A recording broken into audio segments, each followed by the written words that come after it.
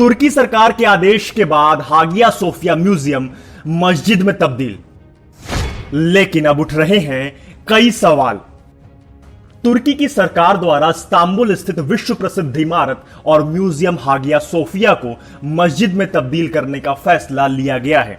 तुर्की के राष्ट्रपति तैयब एर्दोगन ने इस बदलाव की घोषणा तब की है जब वहां की एक अदालत ने सरकार के पक्ष में फैसला सुनाया। दरअसल तुर्की के कुछ इस्लामी और राष्ट्रवादी समूह लंबे समय से इसे मस्जिद में बदलने की मांग कर रहे थे। अब कोर्ट और सरकार ने उनकी मांग पूरी कर दी है। 24 जुलाई से हागिया सोफिया म्यूजियम में करीब 84 साल बाद एक बार फिर से नमाज पढ़ी जाएगी।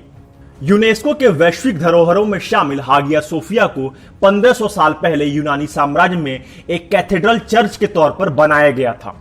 1453 में यूरोप में हुए ऑटोमन वॉर के बाद इसे मस्जिद में बदल दिया गया था, लेकिन 1934 में कैबिनेट के फैसले के बाद इसे एक म्यूजियम में बदल दिया गया।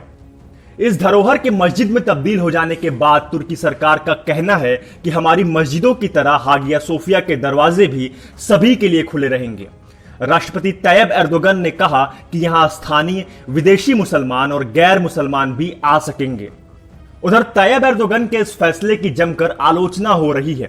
लोगों का मानना है कि ईसाई और मुस्लिम एकता के प्रतीक के रूप में यूनेस्को के विश्व धरोहर स्थल को एक संग्रहालय ही बने रहने देना चाहिए था।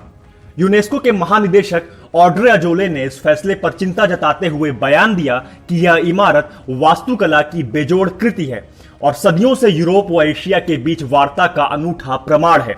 यूनेस्को की तरफ से यह भी कहा गया कि सोफिया संग्रहालय में किसी भी तरह के बदलाव से पहले तुर्की द्वारा उसे सूचित किया जाना चाहिए था।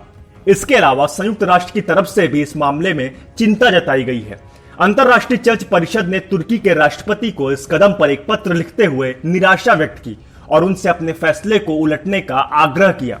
अमेरिका के विदेश मंत्रालय की प्रवक्ता मार्गन अर्टगस ने बयान दिया कि हम हागिया सोफिया का दर्जा बदलने के तुर्की सरकार के फैसले से निराश हैं।